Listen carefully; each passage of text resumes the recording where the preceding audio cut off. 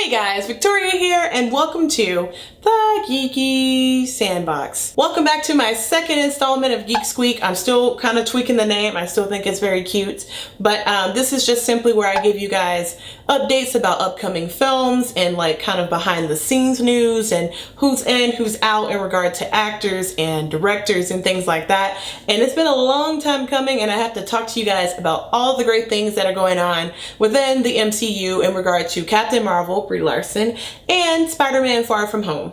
So we're going to go ahead and start with Brie Larson and Captain Marvel. They did drop quite a few photos in regard to what we can expect from Captain Marvel next year, and I'm super excited. I really like Brie Larson and she looks so good in the suit, and I'm happy that we're seeing a lot of really good actors that are a part of the Star Force, which not really crazy about the name, but regardless, all the actors in the Star Force are really good. So, and particularly I do want to give a shout out to Gemma Chan, who was in Crazy Rich Asians. That was quite a nice surprise for me. She posted on her Instagram the photo of everyone together and she seemed super excited about all of it, and I'm really proud of her. Can't wait to see what she does in this. And of course, alongside Brie Larson, we have tons of people that are going to be in this movie. But first I want to talk about Ben Mendelsohn.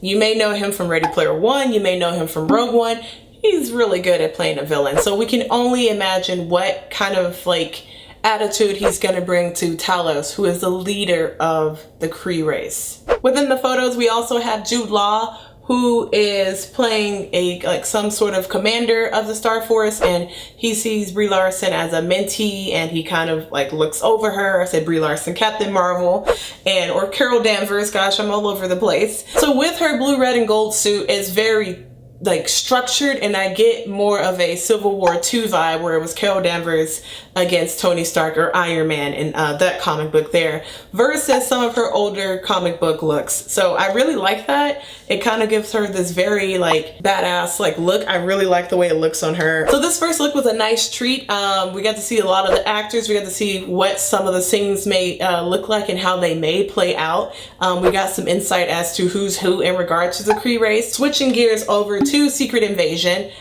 I really want that to be a thing because we're introducing our Skrull race, and we have our actor playing the commander of the Skrull race, or the leader of the Skrull race, Talos. So I do wonder exactly if we're going to run into an Avenger that we've been with for the past few movies who's been someone of the Skrull race this entire time. I think that would be so cool. That would be so amazing, because it's nothing like being fooled that long. You know what I mean? And a lot of people have their eye on Hawkeye. Some people think it would be very cool if they did it to Captain America, that would give them a way to not kill actual Steve Rogers or, write Chris Evans off entirely. That would give them a little loophole to bring him back if they want to put him in other movies and sprinkle him throughout the way they're doing Robert Downey Jr. I would actually love it if Captain America turned out to be a Skrull this entire time. Or, I don't know. I don't really know how I feel about Hawkeye. I don't feel like I would be very affected if he was a Skrull this entire time. I do want better story for him in general, but I don't feel like making him a Skrull would definitely do that for me. But Captain America being a Skrull, that would really get me. But anyways, let's move on to talk about the other piece of news that we have today, Spider-Man Far From Home. We had a video with Tom Holland kind of giving us a behind the scenes look while he's on set filming, and we do want there to be some sort of Easter egg or something or other about our Sinister Six. And so far we have Mysterio, we have Vulture, and a lot of actors have actually been getting cast as villains as well. So I do wonder what exactly we're going to get in regard to the Sinister Six, or if that's even going to happen, or if this movie is a movie where they get all of them together and maybe the next Spider-Man movie is where he has to face all of them. Anywho, we do get an Easter egg for another villain, Hydro Man. Go! Greg? There were quite a few things going on in the background, and as we know, Tom Holland is an intense troll. He gives us accidental spoilers, and he's very shocked by them, and I really love it. I know some people get a little annoyed by it, some people don't particularly like it, but I think it's very fun and it's innovative and it's kind of his thing. But yeah, for those of you who are wondering who Hydro Man is, let me fill you in really quickly. Hydro Man's first appearance was in The Amazing Spider-Man 212, which came out January 1981. His alter ego's name is Morris Bench, and he got his powers by being a crewman on a ship, and he was just in the wrong place at the wrong time because Spider-Man was in the middle of a battle with Namor, and he accidentally knocked Morris into the water, and the water had a bunch of chemicals in it. I can't remember exactly because it's been quite a while since I read it, but there was just something very wrong with the water, and the bacteria and such in it just kind of rearranged everything within inside of Morris, thus creating Hydro Man. After that, who wouldn't want to go after Spider-Man, right? So of course he teams up with other villains, including Vulture and Mysterio